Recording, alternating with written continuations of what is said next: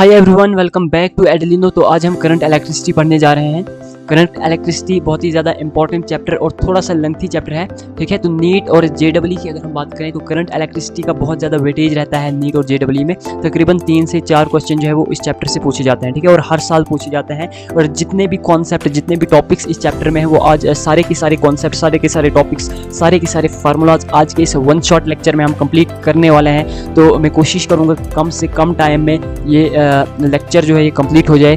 देखो, current electricity बहुत बड़ा चैप्टर है, तो इसमें टाइम तो लगेगा। मुझे अभी लग रहा है कि इस लेक्चर को 1 घंटे के आसपास तो लगेगा ही लगेगा। तो अगर 1 घंटे से थोड़ा ऊपर भी हो जाए तो कोई प्रॉब्लम नहीं है, ठीक है। तो आज के इस लेक्चर में हम करंट इलेक्ट्रिसिटी पढ़ने वाले हैं। नीट के जितने भी बच्चे हैं या जेडब्ल्यू की जितने भी बच्चे हैं उनके लिए लेक्चर काफ़ी इंपॉर्टेंट होने वाला है, ठीक है। क्योंकि इस लेक्चर में हम सारे के सारे फार्मूले डिस्कस करेंगे, सारे के सारे इंपॉर्टेंट कॉन्सेप्ट्स डिस्कस करेंगे। और जो पीपीटी मैंने रेडी करके लाई है उसको तकरीबन 1.5 से 2 दिन मुझे रेडी करने में लगे हैं, ठीक है। 1.5 से 2 दिन मुझे उसे तैयार करने में लगे हैं, तो काफ़ी मेहनत लगी है, ठीक है। तो आज फाइनली मैं ये लेक्चर बनाने जा रहा हूँ, ठीक है। तो हम आपको माइंड मैप्स भी प्रोवाइड कराएंगे, फार्मूला शीट्स, ठीक है, जिनको आप क्विक रिवीजन के लिए यूज़ कर सकते हो, ठीक है। तो आज के इस वन शॉट लेक्चर में हम पढ़ने जा रहे हैं आपका चैप्टर जिसका नाम है करंट इलेक्ट्रिसिटी। सबसे पहला टॉपिक जो हमारा है वो है इलेक्ट्रिक करंट। देखो, इलेक्ट्रिक करंट को हम आई से रिप्रेजेंट करते हैं, आई से रिप्रेजेंट करते हैं, चाहे कैपिटल आई हो चाहे स्मॉल आई हो। आई से हम किसको रिप्रेजेंट करते हैं? करंट, इलेक्ट्रिक करंट को रिप्रेजेंट करते हैं। और याद रखना, इलेक्ट्रिक करंट एक स्केलर क्वांटिटी है। जो एवरेज करंट का फार्मूला होता है वो delta Q upon delta T के बराबर होता है, delta Q upon delta T के बराबर होता है। और इसी को हम Q2 minus Q1 upon T2 minus T1 भी कह सकते हैं, ठीक है। डेल्टा क्यू को हम Q2 माइनस Q1 कहते हैं, डेल्टा टी को हम T2 माइनस T1 कहते हैं। तो अल्टीमेटली जो फार्मूला है एवरेज करंट का वो delta Q upon delta T होता है। यहाँ पे डेल्टा क्यू जो है ये चेंज इन चार्ज है और डेल्टा टी यहाँ पे चेंज इन टाइम है, ठीक है। उसके बाद एवरेज करंट की अगर हम बात करें, that is also equal to N E upon T, ठीक है। जो एवरेज करंट है इसका formula N E upon T के बराबर भी होता है। यहाँ पे याद रखना कि जो एन है वो यहाँ पे नंबर ऑफ इलेक्ट्रॉन्स है, ठीक है, नंबर ऑफ इलेक्ट्रॉन्स है। और ई यहाँ पे जो है ई यहाँ पे चार्ज ऑन इलेक्ट्रॉन है, क्या है? Charge on electron. और आप जानते हो कि चार्ज ऑन इलेक्ट्रॉन की वैल्यू होती है 1.6 इंटू 10 की पावर माइनस 19 कोलम, ठीक है। तो यहाँ तक क्लियर हो गया। एवरेज करंट जो होता है वो एन ई अपॉन टी के बराबर होता है। एन यहाँ पे नंबर ऑफ इलेक्ट्रॉन्स होते हैं, ई यहाँ पे चार्ज ऑन इलेक्ट्रॉन होता है, ठीक है। उसके बाद इंस्टेंटेनियस करंट की बात करते हैं। देखो, इंस्टेंटेनियस करंट को हम आई इंस्टेंटेनियस से रिप्रेजेंट कर रहे हैं। अगर हम आई इंस्टेंटेनियस की बात करें यहाँ पे तो ये बराबर होता है D Q upon D T, ठीक है। डी क्यू यहाँ पे स्मॉल चेंज इन चार्ज है और डी टी यहाँ पे स्मॉल चेंज इन टाइम है, ठीक है। और जब हम इसकी इंटीग्रेशन करते हैं, जब हम इसको इंटीग्रेट करते हैं तो जो क्यू की वैल्यू निकल के आती है that is equal to integration of I D T, ठीक है। That is equal to integration of I into D T, ठीक है। और यही आई डी टी जो होता है इसी को हम area under I T curve भी कह सकते हैं, ठीक है। तो आपने याद रखना है कि जो इंस्टेंटेनियस करंट है वो बराबर होता है D Q upon D T के। और इसकी इंटीग्रेशन जब हम करते हैं बोथ साइड तो क्यू की value integration of I into D T के बराबर निकल के आती है, ठीक है। उसके बाद इसी को हम क्या कहते हैं? Area under I T curve कहते हैं। जब हम ग्राफ बनाते हैं करंट वर्सेज टाइम के तो इसके अंडर जो एरिया आएगा इस ग्राफ के अंदर उसी को हम चार्ज कहते हैं, ठीक है। क्या कहते हैं? चार्ज कहते हैं। यहाँ पे अगर हम यूनिट की बात करते हैं, करंट का जो यूनिट होता है ये तो बच्चा जानता है कि करंट का यूनिट एम्पियर होता है। और डायमेंशन जो होती है करंट की उसको हम रिप्रेजेंट करते हैं ए से, ठीक है। जैसे एमएलटी लिखते हैं उसी तरीके से जब करंट कहीं आता है किसी फार्मूले में तो वहाँ करंट को हम ए से रिप्रेजेंट करते हैं। तो ये इसकी डायमेंशन है, ठीक है। उसके बाद नेक्स्ट, एक सेकेंड, देखो नेक्स्ट हमारे पास current due to revolving electron है, ठीक है। Current due to revolving electron, electron क्या होता है भाई? चार्ज होता है। जैसे किसी फार्मूले में हम आई की वैल्यू लिखते हैं क्यू अपॉन टी, क्या लिखते हैं? Q upon T. तो अगर हम इलेक्ट्रॉन की बात करें तो इलेक्ट्रॉन के केस में हम ई अपॉन टी भी लिख सकते हैं। क्यों लिख सकते हैं? क्योंकि यहाँ पे ई जो है वो चार्ज है। अब चार्ज ऑन इलेक्ट्रॉन है तो इसीलिए हम इसको ई कहते हैं, ठीक है। और ये मैंने आपको यहाँ पढ़ाया भी, अगर n नंबर ऑफ इलेक्ट्रॉन है तो n ई अपॉन टी इसका फार्मूला हो जाता है। तो यहाँ पे अगर करंट की बात करें, मैंने आपको बताया करंट जो होता है वो चार्ज अपॉन टाइम होता है, ये जनरल फार्मूला है इसका। देखो, आपको पता है कि फ्रीक्वेंसी बराबर होता है 1 अपॉन टी। अगर फ्रीक्वेंसी 1 अपॉन टी के बराबर होता है तो क्यू अपॉन टी को हम क्यू एफ भी लिख सकते हैं, ठीक है। तो इस तरीके से आई का फार्मूला, करंट का फार्मूला हो जाता है क्यू इंटू एफ, ठीक है। यहाँ पे एफ जो है वो फ्रीक्वेंसी है, ये मैंने यहाँ पे लिखा भी है। एफ जो है वो फ्रीक्वेंसी है और इसको हम रेवोल्यूशन पर मिनट भी कहते हैं, ठीक है। रेवोल्यूशन पर मिनट भी कहते हैं और इसको हम हर्ट्ज में क्या करते हैं? मेजर करते हैं। तो यहाँ पे अगर कभी कभी आपको टाइम निकालना होगा तो टाइम के ये फार्मूले हैं। एक जो है टाइम का फार्मूला वो है 2 पाई आर अपॉन वी, ठीक है, 2 पाई आर अपॉन वी। और जो दूसरा फार्मूला है वो है 2 पाई अपॉन ओमेगा, ठीक है। यहाँ तक समझ आ गया? देखो, जो करंट है उसका फार्मूला क्यू अपॉन टी होता है। 1/t की जगह हमने यहाँ पे फ्रीक्वेंसी डाल दी तो क्यू एफ हो गया। यहाँ पे अगर टाइम की बात करें तो टाइम का फार्मूला 2πr/v होता है। r यहाँ पे रेडियस है, v यहाँ पे वेलोसिटी है। इसी को हम 2π/ω भी कहते हैं, ठीक है, क्योंकि v जो होता है वो बराबर होता है r ओमेगा के, ठीक है। तो यहाँ पे r/v की अगर हम वैल्यू डालेंगे यहाँ पे तो दैट इज इक्वल टू 1/ω, तो वही हमने यहाँ पे भी किया, ठीक है, दैट इज 2π/ω, ठीक है। तो चलिए आगे बढ़ते हैं। अब देखो, अब जो नेक्स्ट टॉपिक है हमारा that is a drift velocity. Drift velocity को मैं यहाँ पे vd से रिप्रेजेंट कर रहा हूँ, ठीक है। और ड्रिफ्ट वेलोसिटी को हम इलेक्ट्रॉन गैस मॉडल भी कहते हैं। ड्रिफ्ट वेलोसिटी को मैं vd से यहाँ पे रिप्रेजेंट कर रहा हूँ और इसको हम इलेक्ट्रॉन गैस मॉडल भी कहते हैं। जो एवरेज थर्मल वेलोसिटी होती है किसी भी इलेक्ट्रॉन की, जो एवरेज थर्मल वेलोसिटी होती है that is equal to u1 plus u2 plus u3 plus dash dash un/n, ठीक है। देखो, जैसे हमारे पास n नंबर ऑफ इलेक्ट्रॉन्स हैं, ठीक है, एक इलेक्ट्रॉन है, दो है, तीन है, n नंबर ऑफ इलेक्ट्रॉन्स हैं, तो उन सारे के सारे इलेक्ट्रॉन्स की जो एवरेज थर्मल वेलोसिटी होगी वो बराबर होती है u एवरेज की, ठीक है। उसको मैं u एवरेज से रिप्रेजेंट कर रहा हूँ, that is equal to u1 plus u2 plus u3 plus un/n, ठीक है। और यहाँ पे याद रखना u1 जो है ये एक इलेक्ट्रॉन की वेलोसिटी है, ये दूसरे की वेलोसिटी थर्मल वेलोसिटी है, ये तीसरे की है, और ये nth इलेक्ट्रॉन की वेलोसिटी है, और डिवाइड बाय n करना है। इसी को हम एवरेज थर्मल वेलोसिटी कहते हैं सारे के सारे इलेक्ट्रॉन्स की, ठीक है। आपने याद रखना है, देखो जो ड्रिफ्ट वेलोसिटी होती है ना, जो ड्रिफ्ट वेलोसिटी होती है ये 10⁻⁻⁴ मीटर पर सेकंड के बराबर होती है। जब हम इसको कैलकुलेट करते हैं तो जो ड्रिफ्ट वेलोसिटी निकल के आती है in general that is equal to 10⁻⁴ metre per second, ठीक है। और ये स्मॉल एवरेज वेलोसिटी होती है, ये छोटी सी यानी बहुत ही छोटी सी वेलोसिटी होती है जिससे इलेक्ट्रॉन मूव करता है। अब देखो ना, जहाँ 10⁻⁴ लिखा है तो इन्हें बहुत ही छोटी वेलोसिटी, यहाँ पे अगर मिनिमम वेलोसिटी होती है तो कम से कम 10 मीटर पर सेकंड होती है, यहाँ तो 10⁻⁴ है, तो ये बहुत ही छोटी वेलोसिटी है, ठीक है, जिससे इलेक्ट्रॉन मूव करता है। और vd का जो फार्मूला है, ये फार्मूला आपने बिल्कुल ज़बानी याद कर लेना है, ठीक है। जो ड्रिफ्ट वेलोसिटी का पहला फार्मूला है दैट इज e/τ/m, ठीक है, small e capital E τ/m। यहाँ पे small e charge on electron है, कैपिटल E यहाँ पे इलेक्ट्रिक फील्ड है, यहाँ पे जो टाउ है ना ये एवरेज रिलैक्सेशन टाइम है, ये याद रखना। और यहाँ पे जो m है हमारे पास ये मास है, ठीक है, ये क्या है हमारे पास, ये मास है। और किसका मास है, जैसे हमारे पास कंडक्टर है तो ये उसका मास है, ठीक है। जैसे यहाँ पे हमारे पास ये कंडक्टर है तो यहाँ पे मैंने लिखा भी है, ये अगर हमारे पास कंडक्टर है तो इसकी लेंथ l है, ठीक है। अगर इसकी लेंथ l है तो इसका मास मैं m भी लिख सकता हूँ, ठीक है। तो इन द सेम वे जो ड्रिफ्ट वेलोसिटी होती है that is equal to e capital E into τ/m, ठीक है। और इसी को जब हम आगे सॉल्व करते हैं तो ये निकल के आता है ev/ml इंटू टाउ। यहाँ पे v क्या है, l है क्या है, ये मैंने यहाँ पे लिखा हुआ है, ठीक है। तो इतना सा याद रखना है कि वीडियो जो है वो बराबर होती है small e into capital E τ/m, ठीक है। कैपिटल E यहाँ पे इलेक्ट्रिक फील्ड है, टाउ यहाँ पे एवरेज रिलैक्सेशन टाइम है, स्मॉल e यहाँ पे मास है, ठीक है। उसके बाद vd का फार्मूला ये भी होता है ev/ml इंटू टाउ, ठीक है। और जो एवरेज वेलोसिटी होती है जिससे इलेक्ट्रॉन मूव करता है 10⁻⁴ मीटर पर सेकंड, जो कि बहुत ही छोटी होती है, नेग्लिजिबल होती है, ठीक है। अगर हम ड्रिफ्ट वेलोसिटी की बात करते हैं, ड्रिफ्ट वेलोसिटी और करंट के रिलेशन की बात करते हैं, तो ड्रिफ्ट वेलोसिटी और करंट ये बड़ा इंपॉर्टेंट रिलेशन है। ये आप सेमीकंडक्टर में भी पढ़ते हो, जब आप ये क्या कहते हैं ये आपका Doval nature of radiation and matter, जब आप ये वाला चैप्टर पढ़ोगे तो ये हर एक चैप्टर में आपको देखने को मिलेगा। बड़ा मशहूर और फेमस फार्मूला है, ठीक है। तो ये इसमें क्या हम करंट की बात करेंगे, current is equal to VDENA। आपने सिंपल से इसकी जो ट्रिक मैं आपको बताऊंगा याद रखने की, सीधे याद रखने का आई जो है वो वीना के बराबर है, किसके बराबर, वीना, VENA, ठीक है, ये ट्रिक है, ठीक है। तो करंट जो है वो वीना के बराबर है, वीना के बराबर है। तो v यहाँ पे क्या है, ड्रिफ्ट वेलोसिटी है जिसको हम vd कहेंगे, e यहाँ पे चार्ज ऑन इलेक्ट्रॉन है मैंने लिखा है, और n यहाँ पे फ्री इलेक्ट्रॉन डेंसिटी है, और a यहाँ पे एरिया ऑफ क्रॉस सेक्शन है। किसका एरिया ऑफ क्रॉस सेक्शन है, ये आपका जो कंडक्टर यहाँ पे मैंने बनाया है इसका एरिया ऑफ क्रॉस सेक्शन है। तो अल्टीमेटली आपने याद रखना है जो रिलेशन है vd और i के बीच में, आपने याद रखना I इक्वल टू VENA। जो v यहाँ पे है वो vd है, that is drift velocity, e यहाँ पे चार्ज ऑन इलेक्ट्रॉन है, n यहाँ पे फ्री इलेक्ट्रॉन डेंसिटी है, a यहाँ पे एरिया ऑफ क्रॉस सेक्शन है, समझ गए। उसके बाद देखो, अगर हमारे पास ये यहाँ पे क्या है, एक कंडक्टर है, इस कंडक्टर की लेंथ में l मान लेता हूँ, और इस एंड से लेकर के इस एंड तक इसका जो पोटेंशियल डिफरेंस है मैं मान लेता हूँ वो v के बराबर, इसका पोटेंशियल डिफरेंस में v के बराबर मान लेता हूँ। और अगर इलेक्ट्रॉन इधर की तरफ मूव कर रहा है इस डायरेक्शन में, तो इसका मतलब फोर्स इसको इस डायरेक्शन में लग रही है। तो अगर इलेक्ट्रॉन इस डायरेक्शन में मूव कर रहा है तो इलेक्ट्रिक फील्ड की डायरेक्शन यहाँ से यहाँ की तरफ होगी, यानी पॉजिटिव से नेगेटिव की तरफ होगी, ठीक है, ये तो आप जानते हो। तो एल क्या है, लेंथ ऑफ कंडक्टर है, यहाँ पे वी जो है वो पोटेंशियल डिफरेंस है, और यहाँ पे लेमडा की बात अभी हमने नहीं की, यहाँ पे मैंने लिखा है, ठीक है। तो लेमडा यहाँ पे मीन फ्री पाथ है, एवरेज मीन फ्री पाथ है, और टाउ जो है वो मैंने आपको बताया एवरेज रिलैक्सेशन टाइम है। देखो अगर हम पोटेंशियल डिफरेंस की बात करते हैं तो पोटेंशियल डिफरेंस बराबर होता है ई इंटू एल के। ये हम कैपेसिटर में भी पढ़ते हैं, और कैपेसिटर में ये मैंने आपको बताया है कि पोटेंशियल डिफरेंस जो वी होता है that is equal to E into L. L यहाँ पे लेंथ है और ई यहाँ पे इलेक्ट्रिक फील्ड है। देखो जो हमारे पास वेवलेंथ होती है, जो हमारे पास लेंथ होती है, उसको हम मीन फ्री पाथ भी कहते हैं। और मीन फ्री पाथ क्या होता है ये हमने काइनेटिक थ्योरी ऑफ गैसेज में जो है वो लास्ट वाला टॉपिक था,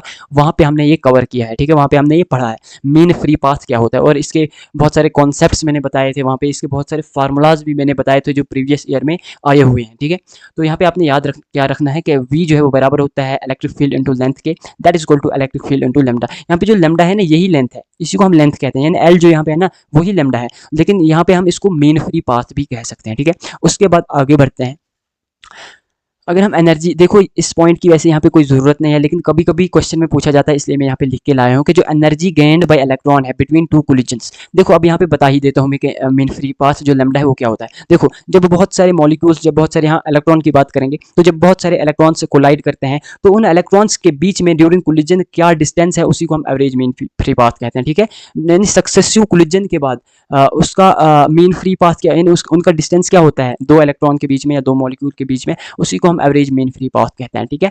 और यहाँ पे अगर हम एनर्जी की बात करें gained by electron between two collision, तो एनर्जी आप जानते हो वर्क डन होता है, ठीक है। वर्क डन जो होता है वही एनर्जी के बराबर होता है, that is equal to Q into delta V. ये तो आप जानते हो। देखो मैंने यहाँ पे डेल्टा वी किसके बराबर बताया था, ई इंटू लेमडा के। तो जो एनर्जी होती है वो बराबर होती है फिर Q into E into lambda की, ठीक है। तो यहाँ पे आपने याद रखना है कि जो एनर्जी गेन्ड बाय इलेक्ट्रॉन है, ठीक है, between two successive collision, that is equal to Q into E into lambda. यहाँ पे क्यू चार्ज है और ई यहाँ पे इलेक्ट्रिक फील्ड है और लेमडा यहाँ पे एवरेज मीन फ्री पाथ है, ठीक है। उसके बाद इलेक्ट्रॉन मोबिलिटी की बात करते हैं। देखो बहुत सारे प्रीवियस ईयर क्वेश्चंस में इलेक्ट्रॉन मोबिलिटी पूछा है, क्वेश्चन में बहुत सारा डाटा दिया हुआ है, लेकिन हमें जो अल्टीमेटली चाहिए वो ड्रिफ्ट वेलोसिटी की वैल्यू चाहिए और इलेक्ट्रिक फील्ड की वैल्यू चाहिए। क्वेश्चन में कंफ्यूज करने के लिए बहुत सारे डेटा दे देता है, लेकिन वहाँ पे थोड़ा सा ध्यान रखना है, अगर मोबिलिटी पूछा है तो हमने सिर्फ ड्रिफ्ट वेलोसिटी और इलेक्ट्रिक फील्ड को यूज करना है, ठीक है। इलेक्ट्रॉन मोबिलिटी का मतलब होता है कि कितनी आसानी से इलेक्ट्रॉन मूव कर रहा है, ठीक है। तो यहाँ पे इलेक्ट्रॉन को हम चार्ज भी कह सकते हैं, ठीक है। तो ease of flow of charge को ही हम इलेक्ट्रॉन मोबिलिटी कहते हैं, that is denoted by mu.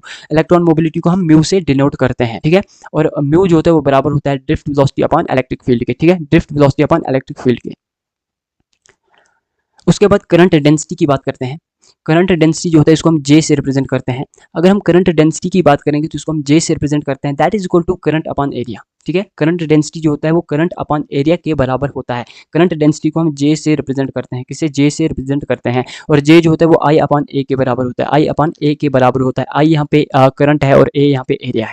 आई का जो यूनिट है वो एम्पियर है, एरिया का यूनिट मीटर स्क्वायर है। तो अल्टीमेटली करंट डेंसिटी का unit ampere per metre square होता है, क्योंकि आई का जो करंट का यूनिट है वो एम्पियर होता है और एरिया का यूनिट मीटर स्क्वायर होता है। तो इस तरीके से करंट डेंसिटी का unit ampere per metre square हो जाता है, ठीक है। उसके बाद इलेक्ट्रिकल रेजिस्टेंस की बात करते हैं। इलेक्ट्रिकल रेजिस्टेंस की अगर हम बात करेंगे तो आपको पता है ओहम्स लॉ के according V equal to I R होता है।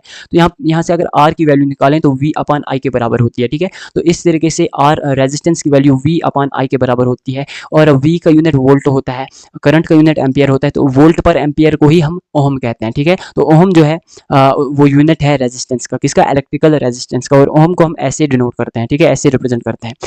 और उसके बाद अगर हम बात करते हैं, देखो जब हम वोल्टेज वर्सेस करंट ग्राफ देखते हैं, वोल्टेज वर्सेस करंट ग्राफ में जो टेन थीटा होता है वही रेजिस्टेंस होता है, यानी डीवी अपॉन डी आर, ठीक है। डीवी अपॉन डी आर जो होता है slope of V versus I curve, इसी को हम रेजिस्टेंस कहते हैं। और अगर एंगल थीटा पे ये कर्व बन रही है तो टेन थीटा ही क्या होगा, रेजिस्टेंस होगा, ठीक है। तो अल्टीमेट ये मैंने आगे ग्राफ भी बना के लाया है, ठीक है। जब हम ओम्स लॉ पढ़ेंगे आगे तो वहाँ पे इसको अच्छे से समझेंगे। फिलहाल यहाँ पे इतना याद रखो कि D V upon D I जो होता है, slope of V I graph जो होता है वो रेजिस्टेंस के बराबर होता है, वही क्या किसके बराबर होता है, टेन थीटा के बराबर होता है। उसके बाद देखो रेजिस्टेंस का ये वाला फार्मूला आप याद रख लेना, ठीक है।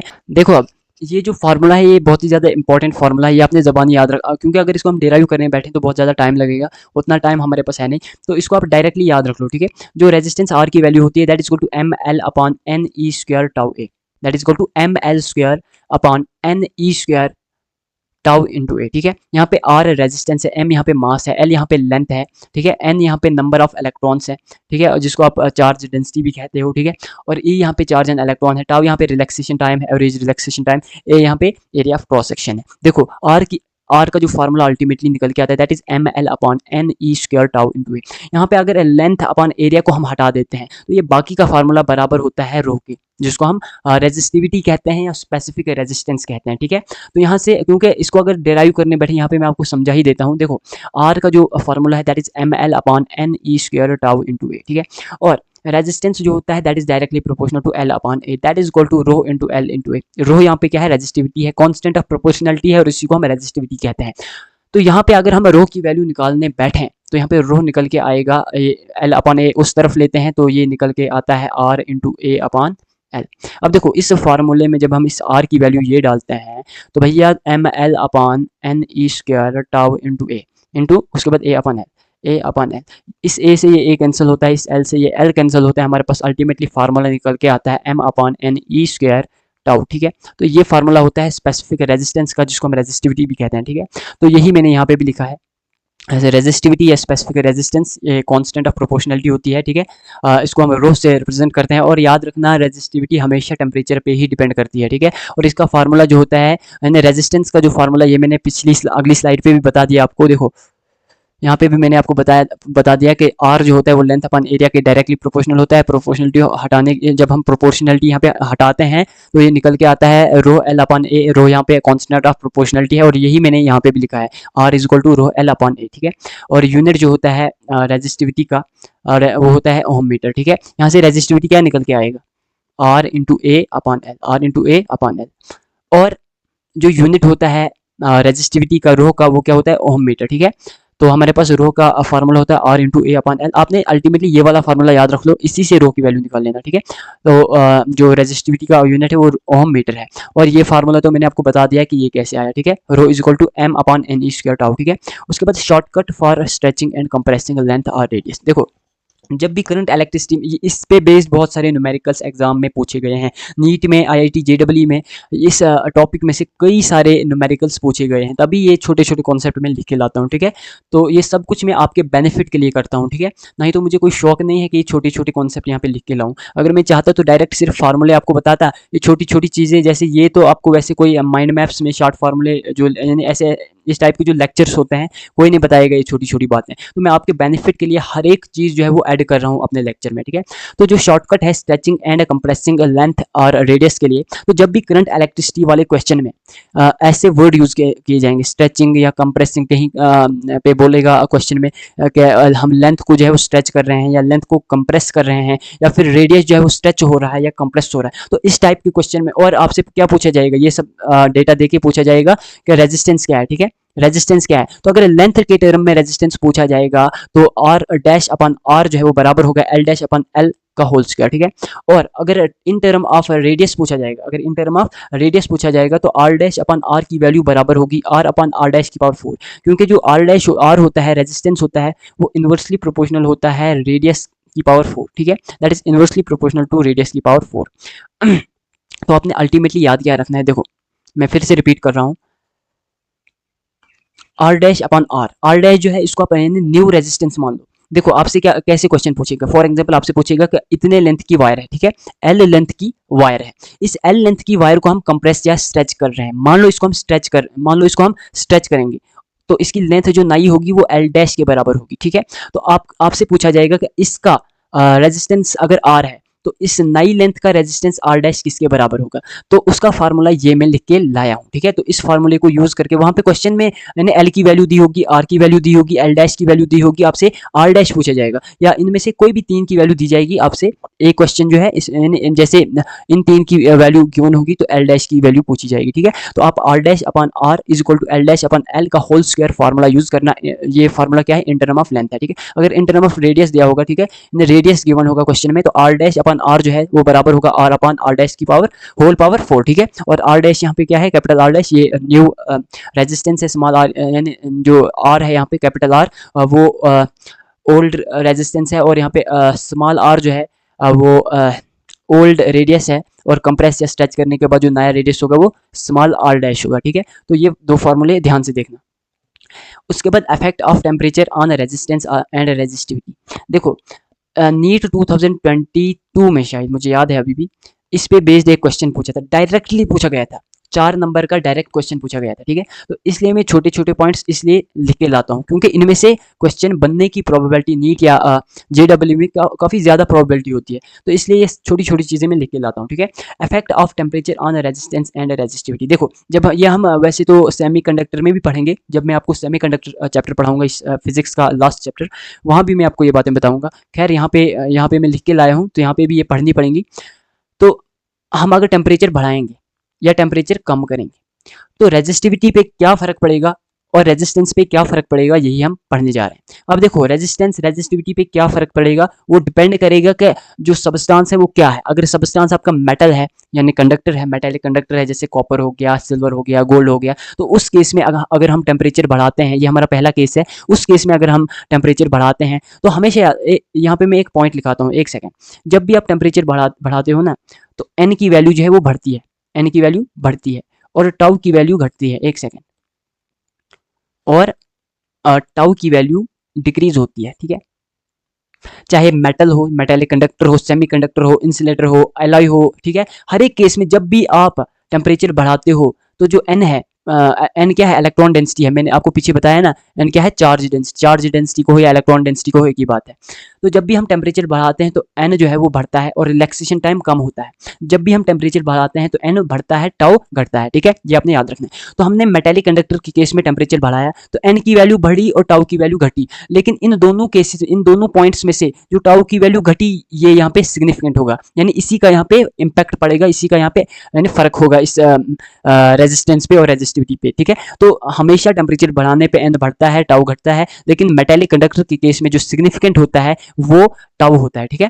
तो अगर टेम्परेचर बढ़ाओगे तो टाउ डिक्रीज होगा, तो टाउ जब डिक्रीज होगा तो इससे रेजिस्टेंस बढ़ेगा और रेजिस्टिविटी भी बढ़ेगी। तो आपने सिर्फ अगर इतनी सारी चीज़ें आपको समझ नहीं आ रही हैं तो आप सिंपल से याद रख लो कि टेम्परेचर बढ़ाने पे टाउ जो है वो डिक्रीज होता है और जो रेजिस्टेंस है वो इंक्रीज होता है और रेजिस्टिविटी भी इंक्रीज होता है। अब देखो टाउ घटने से रेजिस्टेंस और रेजिस्टिविटी कैसे इंक्रीज होगा, क्योंकि जो रेजिस्टेंस और रेजिस्टिविटी है ये टाउ के इनवर्सली प्रोपोर्शनल है, और इसके इनवर्सली प्रोपोर्शनल कैसे हैं वो मैंने पीछे आपको फार्मूले जो है वहाँ पे बता दिया। जैसे यहाँ पे देख लो, इस फार्मूले में देख लो, रेजिस्टेंस जो है वो टाउ के इनवर्सली प्रोपोर्शनल है, यहाँ पे रेजिस्टिविटी टाउ के इनवर्सली प्रोपोर्शनल है, ठीक है। उसके बाद अगर हम सेमीकंडक्टर की बात करें या फिर इंसुलेटर की बात करें, जैसे सिलिकॉन होता है, जर्मेनियम होता है, कार्बन होता है, तो इस केस में टेम्परेचर बढ़ाओगे एन बढ़ेगा, टाउ घटेगा। लेकिन इस केस में सेमीकंडक्टर और इंसुलेटर के केस में जो चार्ज डेंसिटी होगा वो सिग्निफिकेंट होगा, यानी जो चार्ज बढ़ रहा है, यानी जो चार्ज डेंसिटी टेम्परेचर बढ़ाने पर बढ़ रहा है वो यहाँ पे क्या होगा, सिग्निफिकेंट होगा, ठीक है, यानी इसी का इम्पैक्ट यहाँ पे ज़्यादा होगा। तो टेम्परेचर बढ़ाने पर एन जो है वो बढ़ता है, एन बढ़ने से आर की वैल्यू कम होती है और रो की वैल्यू कम होती है, बिकॉज जो आर और रो है ये भी इनवर्सली प्रोपोर्शनल टू एन है, ये भी एन के इनवर्सली प्रोपोर्शनल है, ये आप यहाँ से देख सकते हो, ठीक है। R is inversely proportional to N, यहाँ पे भी देख सकते हो, जो रो है वो क्या है, एन के इनवर्सली प्रोपोर्शनल है। तो इससे हमें क्या पता चलता है, इससे हमें ये पता चलता है, आपने सिंपल सी बात याद रखनी है कि टेम्परेचर बढ़ाने से एन जो है वो बढ़ता है, जिससे आर रेजिस्टेंस कम होता है और रेजिस्टिविटी भी कम होता है। उसके बाद अगर हम एलॉय की बात करते हैं, एलॉय जैसे आपका निक्रोम हो गया, मैंगनीन हो गया, ठीक है, ये आपके एलॉय होते हैं। तो जब एलॉय के केस में टेम्परेचर बढ़ाते हैं तो टेम्परेचर बढ़ाने से रेजिस्टेंस और रेजिस्टिविटी पे कोई भी इफेक्ट नहीं पड़ता है, ठीक है, no major effect on resistance and resistivity, ठीक है। उसके बाद नेक्स्ट टॉपिक हमारा है टेम्परेचर कोफिशिएंट ऑफ रेजिस्टेंस और रेजिस्टिविटी। देखो जो टेम्परेचर कोफिशिएंट होता है रेजिस्टेंस का या रेजिस्टिविटी का, ये वैसे एग्जाम में उतना ज़्यादा पूछा नहीं जाता है, ना उतना ज़्यादा इंपॉर्टेंट कॉन्सेप्ट है या उतना ज़्यादा इंपॉर्टेंट टॉपिक है कि इसके बगैर हम कुछ और पढ़ नहीं सकते हैं। तो इसलिए मैं आपसे बता रहा हूँ कि इसको डायरेक्टली याद रख लेना कि जो फाइनल रेजिस्टेंस है वो initial resistance into 1 plus alpha into final temperature minus initial temperature के बराबर होगा। ये फार्मूला जबानी रख लो, ठीक है। Final resistance is equal to initial resistance into 1 plus alpha into T final minus T initial. यहाँ पे ये फाइनल रेजिस्टेंस है, ये इनिशियल रेजिस्टेंस है, ठीक है। अल्फा यहाँ पे टेम्परेचर कोफिशिएंट ऑफ रेजिस्टेंस है, या इस वाले फार्मूले में इसको आप टेम्परेचर कोफिशिएंट ऑफ रेजिस्टिविटी भी कह सकते हो। टी फाइनल जो है वो फाइनल टेम्परेचर है और टी इनिशियल यहाँ पे इनिशियल टेम्परेचर है। उसके बाद अगर आप रेजिस्टिविटी की बात करते हो तो फाइनल रेजिस्टिविटी बराबर होता है initial resistivity into 1 plus alpha into T final minus T initial, ठीक है। तो अगर हम फाइनल रेजिस्टिविटी की बात करते हैं, that is equal to initial resistivity rho naught into 1 plus alpha into T final minus T initial. यही चीज़ें मैंने यहाँ पे भी लिखी हुई हैं, ठीक है। और यहाँ पे याद रखना अल्फा जो है वो टेम्परेचर कोफिशिएंट है रेजिस्टेंस का भी और रेजिस्टिविटी का भी, ठीक है। उसके बाद next topic and the most important topic मेरे ख्याल में, जो मोस्ट इंपॉर्टेंट टॉपिक है जिसमें से बहुत ही ज़्यादा इजी सवाल पूछा जाता है, बहुत ही ज़्यादा इजी सवाल पूछा जाता है नीट में, तो वो है कलर कोडिंग ऑफ रेजिस्टेंस। देखो अगर नीट 2023 की बात की जाए, नीट 2022 की बात की जाए, दो नहीं 22 में नहीं पूछा गया था ये, नीट 2021 की बात की जाए, आप देख लेना प्रीवियस ईयर, बिल्कुल इजी, जिनको आप 10 सेकंड के अंदर जिस क्वेश्चन को आप सॉल्व कर सकते हो, वो आता है कलर कोडिंग ऑफ रजिस्टर्स में से, ठीक है। तो 4 नंबर का क्वेश्चन जो है वो डेफिनेट है, अगर आप इसको अच्छे से समझते हो। तो कलर कोडिंग ऑफ रजिस्टर्स में हम ध्यान रखेंगे कि यहाँ पे हमने ये कलर पहले याद कर लेने हैं, और इन कलर को याद करने के लिए मैंने एक ट्रिक जो है वो बना के लाई है, ठीक है। यहाँ पे बी जो है, यहाँ पे बी, यहाँ पे आर, यहाँ पे ओ, यहाँ पे वाई, यहाँ पे जी, यहाँ पे बी, ये यहाँ पे बी, यहाँ पे जी, यहाँ पे डब्ल्यू। तो इसको आपने एक ट्रिक के जरिए याद रखना है कि पहले क्या आता है उस, क्योंकि इसको आपने इसी जिस सीक्वेंस में मैंने ये लिखा है उसी सीक्वेंस में इसको आपने याद रखना है। यहाँ पे मैं आपको जो है वो ट्रिक बताऊंगा अगली स्लाइड पे। देखो, B B Roy of your Great Britain has very good wife। यहाँ पे थोड़ा सा ख्याल रखना कि जो हैज़ है इसका कुछ भी मतलब नहीं है, बस सेंटेंस को मिलाने के लिए ये मैंने यहाँ पे लिखा। यहाँ पे आपने याद रखना है कि जो बी है उसका मतलब ब्लैक होता है, और जो ये वाला बी है इसका मतलब ब्राउन होता है, और रॉय में जो आर है इसका मतलब रेड होता है, ऑफ में जो ओ है उसका मतलब ऑरेंज होता है, यूअर में जो वाई है दैट स्टैंड्स फॉर येलो, और ग्रेट में जो जी है ये ग्रीन के लिए रिप्रेजेंट किया जाता है, यहाँ पे बी जो है वो ब्लू के लिए रिप्रेजेंट किया जाता है, वी यहाँ पे वायलेट, और जी यहाँ पे ग्रे, और डब्ल्यू यहाँ पे व्हाइट कलर रिप्रेजेंट करता है, ठीक है। तो देखो इस स्लाइड में आपने कुछ याद नहीं रखना है, बस इतना सा याद रखना है कि B B Roy of your Great Britain has very good wife. यहाँ पे ख्याल रखना है हैज़ का कुछ भी मीनिंग नहीं है, तो बी का मतलब होता है ब्लैक, उसके बाद brown, red, orange, yellow, green, blue, violet, grey, white, इसको इसी सीक्वेंस में आपने याद रखना है। देखो अब यहाँ पे मैंने ये सारे इसी तरीके से B B Roy of your Great Britain very good wife यहाँ पे लिखा है। बी का मतलब यहाँ पे ब्राउन है, ठीक है, और इस बी का मतलब यहाँ पे सॉरी जो पहला बी है इसका मतलब ब्लैक है, और सेकंड नंबर पे जो बी है इसका मतलब ब्राउन है, आर का मतलब यहाँ पे रेड है, ओ का मतलब ऑरेंज है, वाई का मतलब येलो है, जो पहले जी है उसका मतलब ग्रीन है, बी का मतलब ब्लू है, वी का मतलब वायलेट है, जो बाद में जी आएगा उसका मतलब ग्रे होगा, ठीक है, और डब्ल्यू का मतलब व्हाइट है। और यहाँ पे याद रखना, यहाँ पे हमारे पास 3 स्ट्रिप्स हैं, वैसे तो 4 स्ट्रिप्स हैं, लेकिन जो हमारे पास चौथी स्ट्रिप है वहाँ पे 2-3 पॉइंट्स आपने याद रखने, ठीक है। जो पहली स्ट्रिप है हमारे पास वहाँ पे आपने याद रखना है कि आपने सीधे 0 1 2 3 4 5 6 7 8 9 याद रखना है, ठीक है। सेकंड स्ट्रिप में भी आपने 0 1 2 3 4 5 6 7 8 9 याद रखना है, और थर्ड स्ट्रिप में आपने क्या याद रखना है कि ब्लैक के लिए 10 की पावर 0 होगा, उसके बाद 10 की पावर 1, 10 की पावर 2, 10 की पावर 3, 10 की पावर 4, 10 की पावर 5, 10 की पावर 6, 10 की पावर 7, 10 की पावर 8, 10 की पावर 9। अब यहाँ पे 10 की पावर 0 जो होता है वो 1 के बराबर होता है, ये तो आप जानते हो। अगर हम स्ट्रिप डी की बात करते हैं, स्ट्रिप डी में हम परसेंटेज टॉलरेंस बताते हैं, क्या बताते हैं, टॉलरेंस बताते हैं, वो भी परसेंटेज में। अगर आपके पास गोल्ड दिया होगा, आपके क्वेश्चन में अगर गोल्ड दिया होगा तो उसका जो टॉलरेंस लेवल है वो +-5% है। अगर आपके पास सिल्वर दिया होगा तो उसके केस में +-10% जो है वो टॉलरेंस है, ठीक है। अगर आपके पास ना सिल्वर दिया होगा ना गोल्ड दिया होगा, या इनमें से कुछ और दिया होगा, यानी नन, इनमें से अगर कुछ नहीं दिया होगा या कुछ ही नहीं दिया होगा क्वेश्चन में, तो +-20% टॉलरेंस आप डाल देना, ठीक है। तो यहाँ पे आपने क्या याद रखना है कि ब्लैक के लिए स्ट्रिप 1 में जो है वो 0 है, ब्लैक के लिए स्ट्रिप 2 में भी 0 है, और ब्लैक के लिए जो स्ट्रिप सी में है वो 10 की पावर 0 है, और 10 की पावर 0 1 के बराबर होता है, ठीक है। और ब्राउन के लिए सिमिलरली 1 1 10 की पावर 1, उसके बाद रेड के लिए 2 2 10 की पावर 2, ठीक है। तो आपने इसको याद रखना है, और याद रखने का तरीका मैंने आपको बताया, कलर्स को कैसे याद रखना है ये तो आपको पता चल गया। और स्ट्रिप ए में आपने याद रखना है 0 1 2 3 4 5 6 7 8 एंड 9। स्ट्रिप बी में भी आपने सिमिलरली याद रखना है 0 1 2 3 4 5 6 7 8 9। और स्ट्रिप सी में आपने याद रखना है 10 की पावर 0 10 की पावर 1, और यहाँ पे ख्याल रखना है कि 10 की पावर 0 1 के बराबर होता है। और स्ट्रिप डी की अगर हम बात करें, स्ट्रिप डी में हम टॉलरेंस की बात करते हैं, जहाँ पे हम अगर गोल्ड की बात करेंगे इसका टॉलरेंस +-5% होता है, सिल्वर का टॉलरेंस +-10% होता है, अगर आपके पास कुछ भी नहीं दिया है तो उसका टॉलरेंस +-20% होगा। देखो अब इस टॉपिक का यानी इसका पढ़ने का मकसद क्या है, ये आपको तब तक समझ नहीं आएगा जब तक ना हम क्वेश्चन सॉल्व करें, ठीक है। तो मैंने अभी तक करंट इलेक्ट्रिसिटी या किसी और टॉपिक में से कोई भी न्यूमेरिकल सॉल्व नहीं कराया, डायरेक्टली फार्मूले बता देता हूँ, कॉन्सेप्ट बता देता हूँ, क्योंकि ये टॉपिक काफ़ी ज़्यादा इंपॉर्टेंट है और इस टॉपिक को समझने से ज़्यादा जो इंपॉर्टेंट वो है इसके न्यूमेरिकल सॉल्व करना, ठीक है। तो इसलिए मैं इस टॉपिक के 1-2 न्यूमेरिकल सॉल्व कराऊंगा जो आपके नीट एग्जामिनेशन में आए हुए हैं, ठीक है। तो चलिए मैं अगली स्लाइड पे इसके न्यूमेरिकल सॉल्व कराऊंगा। वैसे मेरा मन नहीं था पहले से कि मैं इसके न्यूमेरिकल सॉल्व कराऊंगा, क्योंकि मुझे नहीं लग रहा है कि जैसे मैंने पढ़ाया आपको ऐसे समझ आया होगा। जब तक ना हम इसके न्यूमेरिकल सॉल्व करें तब तक हमें समझ नहीं आएगा। देखो पहले तो मैं इसका कॉन्सेप्ट समझाता हूँ। जैसे आपके क्वेश्चन में अगर दिया हुआ है, अगर हमारे पास कुछ इस तरीके का क्वेश्चन यहाँ पे दिया हुआ है, अगर हमारे पास क्वेश्चन में बता रहा है ये हमारे पास कार्बन रजिस्टर है, कार्बन रजिस्टर है। और एक बात आपको बता दूं, इसके क्वेश्चन जो होते हैं ना उसमें ना ही तो आपको रेजिस्टेंस देके कार्बन रजिस्टर का कलर कोड पूछा जाएगा, या तो फिर कलर कोड देगा क्वेश्चन में और क्वेश्चन में पूछेगा कि बताओ इसका रेजिस्टेंस क्या है, ठीक है। तो हम यहाँ पे देखो अगर हमारे पास ये एक कार्बन रजिस्टर है, ठीक है, और इसके पास इसमें कितनी स्ट्रिप्स हैं, 4 स्ट्रिप्स हैं। ये ए है, ये बी है, ये सी है, ये डी है। जो पहली 3 स्ट्रिप्स होती है हम जानते हैं कि इन पहली 3 स्ट्रिप्स में जो है वो कलर्स दिखाई देते हैं, और कौन से कलर इसमें दिखाई देते हैं वो हमने पढ़ लिए, ठीक है। और जो डी स्ट्रिप है इसमें 3 ही ऑप्शंस होते हैं, ना ही तो इसमें गोल्ड हो सकता है, ना ही तो इसमें सिल्वर हो सकता है, या तो इसमें कुछ ही नहीं हो सकता है, ठीक है। तो अगर मैं कहता हूँ कि ए स्ट्रिप जो है वो रेड है, बी स्ट्रिप जो है वो ऑरेंज है, और सी स्ट्रिप जो है वो ग्रीन है, और मैं कहता हूँ कि डी स्ट्रिप जो है वो गोल्ड है, तो बताओ जी मैंने यहाँ इसमें क्या गिवन दिया, यानी क्वेश्चन में, इस क्वेश्चन में गिवन क्या है। तो इस क्वेश्चन में जो मैंने दिया है वो है colour code, colour code. Find resistance, question में क्या है, फाइंड रेजिस्टेंस, आप रेजिस्टेंस फाइंड आउट करो, ठीक है।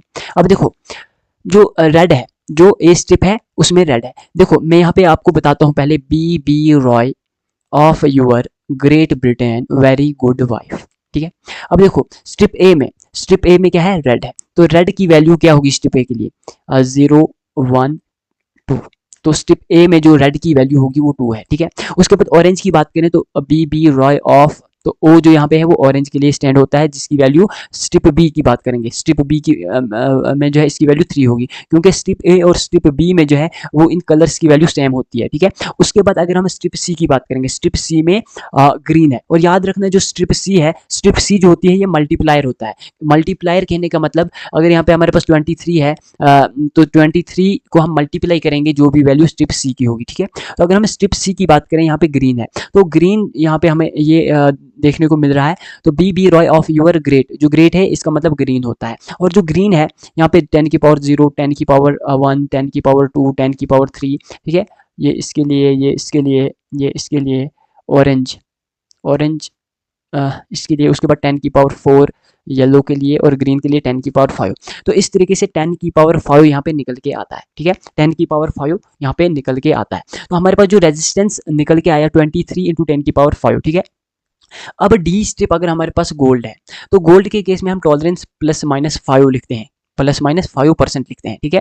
अब देखो अगर हमारे पास सिल्वर होगा तो +-10% लिखेंगे, अगर कुछ भी नहीं होगा यानी स्ट्रिप डी जो होगी वो अब्सेंट होगी, तो उस केस में +-20% हम टॉलरेंस लिखते हैं। यहाँ पे गोल्ड है तो +-5%। अब टॉलरेंस क्या होता है, यानी इस रेजिस्टेंस जो हमारे पास निकल के आए, इस रेजिस्टेंस में कितना ऊपर नीचे हो सकता है, तो +-5% हो सकता है। और +-5% कौन सा, किसका +-5%, इस वैल्यू का +- जो हमारे पास ये वैल्यू निकल के आई ना 25 इंटू 10 की पावर 5, तो इस वैल्यू का +-5% ऊपर नीचे हो सकता है, ठीक है। तो जब हम इसको सॉल्व करते हैं 1 2 3 4 5, तो ये हमारे पास ये वैल्यू निकल के आती है, ठीक है, +-5%। अब इस 5% की जगह हम और क्या लिख सकते हैं, प्लस जब हम 5% निकालते हैं इस वैल्यू का, तो वो क्या निकल के आता है, 1 सेकंड में इसको सॉल्व कर रहा हूँ।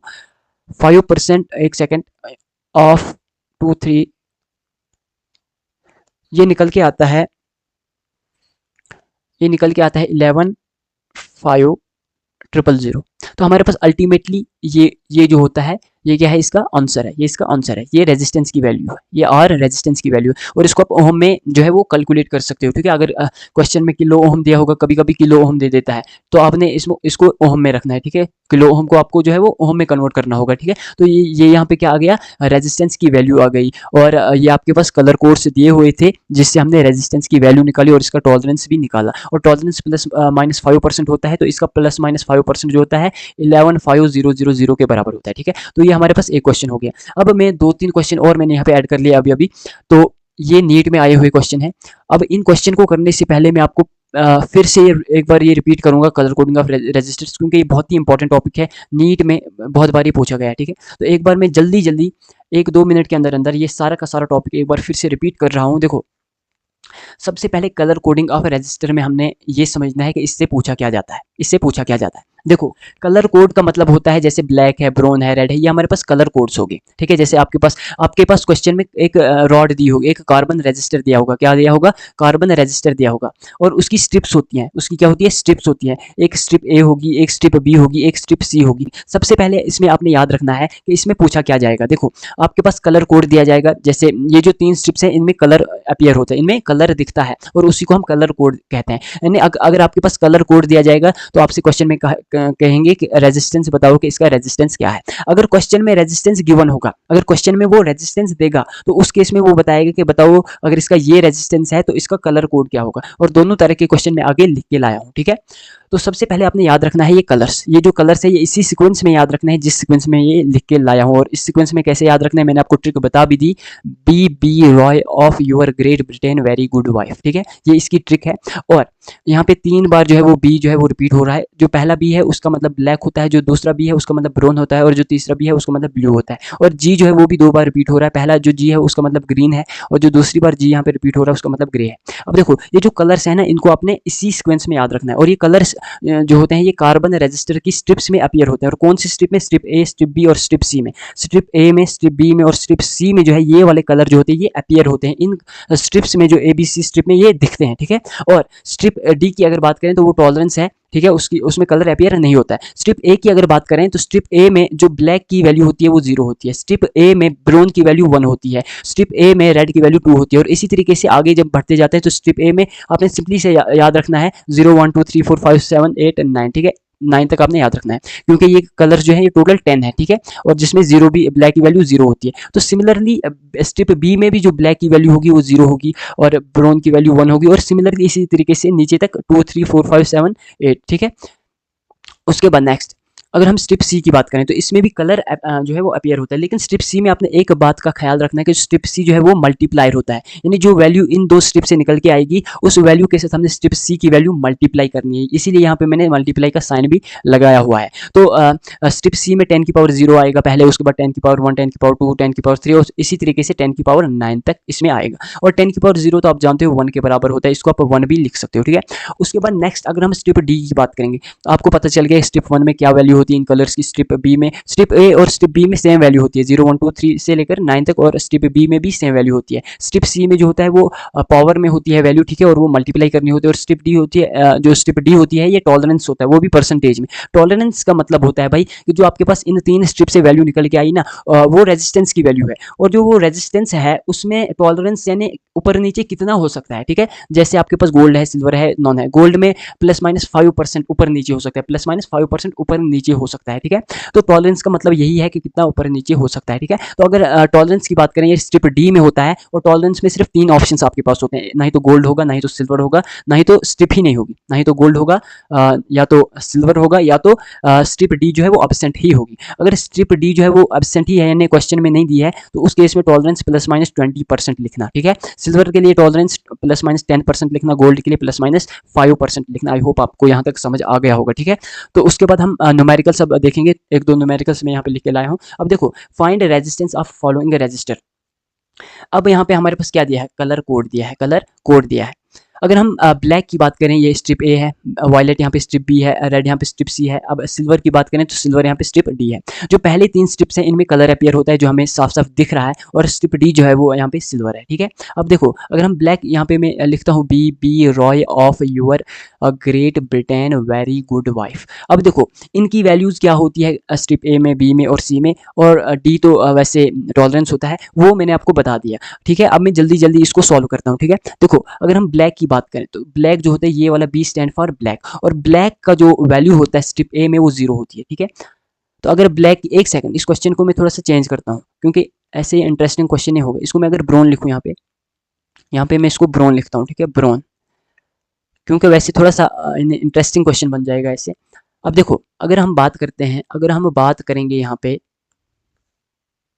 अगर यहाँ पे हम ब्रोन की बात करें, स्ट्रिप ए में यहाँ पे ब्रोन कलर है, ठीक है, तो ब्रोन जो है वो दूसरे नंबर पे आता है। तो दूसरे नंबर पे जो वैल्यू होती है स्ट्रिप ए में, यानी बी की जो वैल्यू होती है, ब्रोन की जो वैल्यू होती है स्ट्रिप ए में, वो 1 होती है, ठीक है। आपको पता है 0 1 2 3 एंड सो ऑन। तो हमने ब्रोन की बात करनी, तो ब्रोन की वैल्यू यहाँ पे 1 है, तो यहाँ पे मैं 1 लिखता हूँ, ठीक है।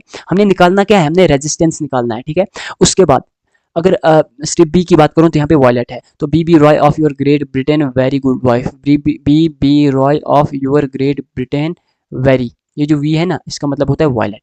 और स्ट्रिप बी की अगर बात करें 0 1 2 3 4 5 6 7 8 9, ठीक है, तो जो 7 है ये स्ट्रिप ये वॉयलेट के लिए है, ठीक है। स्ट्रिप बी में आप देख सकते हो 1 2 3 4 5 6 7 8, 0 0 1 2 3 4 5 6 7, ठीक है ना। तो वॉयलेट के लिए जो स्ट्रिप बी में वैल्यू होती है वो 7 होती है। आप पीछे भी इसमें भी देख सकते हो ना, इसमें आप देख सकते हो, ये जो यहाँ है इसमें आप देख सकते हो, ठीक है। तो हमारे पास वॉयलेट की वैल्यू क्या है, वॉयलेट की जो वैल्यू है हमारे पास वो 7। इसी तरीके से यहाँ पे हमने 7 लिख लिया। अब सी की अगर हम बात करें, मल्टीप्लायर होता है, तो रेड की अगर हम यहाँ पे बात करें, बी बी रॉय, तो तीसरे नंबर पे हमारे पास रेड है, तीसरे नंबर पे रेड है। तो 10 की पावर 0, 10 की पावर 1, 10 की पावर 2, रेड के लिए 10 की पावर 1, 10 की पावर 2 आता है, तो इंटू 10 की पावर 2, ठीक है। प्लस माइनस अगर हम सिल्वर की बात करें, तो सिल्वर के केस में प्लस माइनस 10% होता है। अब ये प्लस माइनस 10% किसका है, इस वैल्यू का प्लस माइनस 10% है, ये हमारे पास रेजिस्टेंस की वैल्यू आ गई। और इसमें ऊपर नीचे ऊपर या नीचे कितना हो सकता है, वो प्लस माइनस 10% है। और 10% किसका, इसका, देखो ये 1700 हो गया, इसको मल्टीप्लाई करते हैं तो 1700 हो गया, प्लस माइनस इस 1700 का 10% कितना है, 1700 का अगर 10% हम देखें तो इसका 10% होता है 170, ठीक है ना। इसका जो 10% होता है वो होता है 170। तो ये जो है ये, और इसको ओम में आप मेजर कर सकते हो, ठीक है। 1700 प्लस माइनस 170 ओम, ये आपके क्या है, रेजिस्टेंस की वैल्यू है। तो इस तरीके से हमने कलर कोड क्वेश्चन में दिया था, हमने रेजिस्टेंस की वैल्यू यहाँ पे निकाली। उसके बाद नेक्स्ट क्वेश्चन, इसके बाद शायद एक और क्वेश्चन है, हाँ। अब देखो, अगर आपके पास क्वेश्चन में गिवन है कि कार्बन रजिस्टर है, कार्बन रजिस्टर है, उसकी वैल्यू दी है, यानी ओम, ये क्या दिया है हमारे पास, ये रेजिस्टेंस दिया है। रेजिस्टेंस कितना दिया है, 47 plus minus 4.7, 47 plus minus 4.7 kilo ohm, kilo ohm. आपके पास यहाँ पे रेजिस्टेंस दिया है, is to be mark with the ring of different colour for identification, ठीक है। The colour code sequence will be. अब देखो यहाँ पे हमारे पास क्या क्या दिया है, रेजिस्टेंस दिया है हमारे पास, जो दिया है वो रेजिस्टेंस दिया है, और हमने निकालना क्या है, कलर कोड निकालना, क्या निकालना है, कलर कोड निकालना है। हमने क्या निकालना है, कलर कोड निकालना है। कलर कोड हम कैसे निकालेंगे, देखो हमारे पास यहाँ पे किलो ओम में दिया है, तो देखो हमारे पास यहाँ पे रेजिस्टेंस की वैल्यू दी है 47 प्लस माइनस 4.7 किलो ओम। तो सबसे पहले आपको यहाँ पे देखना होगा कि जो यहाँ पे किलो ओम है ना, इस किलो ओम को पहले हमने ओम में कन्वर्ट करना है। तो इसको ओम में कन्वर्ट करने के लिए 47 इंटू 10 की पावर 3 करना होगा, प्लस माइनस 4.7 इंटू 10 की पावर 3, ठीक है। देखो किलो ओम को ओम में कन्वर्ट करने के लिए हमने क्या किया, 47 को भी 10 की पावर 3 से मल्टीप्लाई किया, 4.7 को भी 3 से मल्टीप्लाई किया, ठीक है। अब देखो ये क्या होता है, 47 इंटू 10 की पावर 3 प्लस माइनस 4700, ठीक है। जब इसको आप 10 की पावर 3 से मल्टीप्लाई करते हो तो 4700 होता है, क्योंकि यहाँ पे 4.7 है। तो अब देखो ये 47,000 है, 47,000 जो है, इसमें अगर हम 4700 को कंपेयर करें तो 4700 जो है वो 47,000 का क्या है, 10% है। आप देख सकते हो, इसको कैलकुलेट भी वैसे कर सकते हो, ठीक है ना, इसको आप कैलकुलेट भी कर सकते हो। देखो 4700 जो है ना, अगर इसको 47,000 से कंपेयर हम करें तो 47,000 का जो 10% है, इसका जो 10% है भाई, इसको हम कैलकुलेट ही कर लेते हैं, आपको ऐसे समझ नहीं आएगा। देखो 47,000 का अगर हमने 10% देखना है तो 10 अपॉन 100 से मल्टीप्लाई करना है, ठीक है। तो इस जीरो से ये जीरो खत्म होता है, इस जीरो से ये जीरो खत्म होता है। तो ये हमारे पास 4700 जो है 10% है 47,000 का। तो इसको आप 47 इंटू 10 की पावर 3 प्लस माइनस 10% भी लिख सकते हो, ठीक है। तो अगर हम 4 की बात करें, यहाँ पे मैं एक सेकेंड, यहाँ पे मैं B B Roy of your great Britain यहाँ पे लिखता हूँ, B B Roy of your great Britain very good wife. यहाँ पे 4 की अगर हम बात करें तो 0 1 2 3 4 5 6 7 8 9। अगर हम यहाँ पे 4 की बात करें तो 4 हमारे पास येलो के लिए स्टैंड होता है, इसके लिए येलो के लिए। यहाँ पे अगर 7 की बात करें तो 7 हमारे पास, क्योंकि स्ट्रिप बी जो है ना, स्ट्रिप बी की और स्ट्रिप ए की वैल्यू सेम है, तो 7 यहाँ पे वायलेट के लिए स्टैंड होता है, वायलेट के लिए स्टैंड होता है। 10 की पावर 3 की बात करें तो देखो 10 की पावर 0, 10 की पावर 2, 10 की पावर 1, 10 की पावर 2, 10 की पावर 3, तो 1 2 3 4 नंबर पे क्या आता है, 1 2 3 4 ऑरेंज। तो यहाँ पे हमारे पास ऑरेंज आएगा, ठीक है। यहाँ पे हमारे पास क्या आएगा, ऑरेंज आएगा। उसके बाद 10%, अगर हम 10% की बात करते हैं तो मैंने आपको पहले ही कहा था कि जो 10% है वो सिल्वर के लिए आता है, ठीक है। गोल्ड के लिए ±5% आता है और सिल्वर के लिए ±10% आता है। तो ये ऑप्शन अगर हम देखें तो ये ऑप्शन कहाँ पे है, येलो, वायलेट, ऑरेंज, सिल्वर। तो सेकंड ऑप्शन हमारे पास यहाँ पे करेक्ट है, येलो, वायलेट, ऑरेंज, सिल्वर। ठीक है, तो इस तरीके से ये क्वेश्चन हम सॉल्व करते हैं। ठीक है, उसके बाद हम नेक्स्ट क्वेश्चन की ओर बढ़ते हैं। जो नेक्स्ट क्वेश्चन है वो बताया है कि the colour code of A resistance is given below. हमारे पास कलर कोड जो है वो रेजिस्टेंस का वो ये यहाँ पे गिवन है, ये दिया हुआ है। तो आपके पास value of resistance and tolerance पूछा है। ठीक है, जो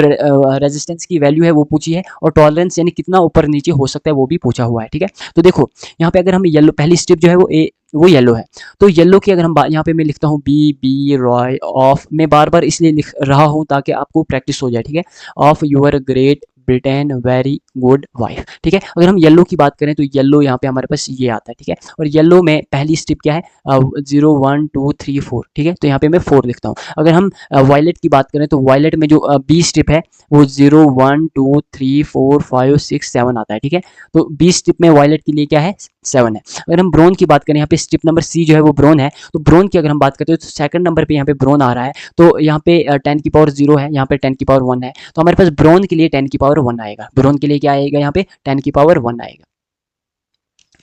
देखो भाई, अगर हम ब्रोन की बात करते हैं ना तो ब्रोन के लिए 10 की पावर 1 आता है। तो यहाँ पे मैं 10 की पावर 1 लिखता हूँ। प्लस माइनस यानी टॉलरेंस कितना है, प्लस माइनस करके गोल्ड है। ठीक है, तो गोल्ड की टॉलरेंस आप जानते हो 5%। मैंने बार बार बता रहा हूँ कि गोल्ड की टॉलरेंस कितनी है, ±5% है। अब देखो, अगर हमारे पास इसको मैं 470 भी लिख सकता हूँ। ठीक है, ±5%। अब ये जो ±5% है, अगर हम ±5% की बात करते हैं तो ये किसका ±5% है, ये किसका ±5% है।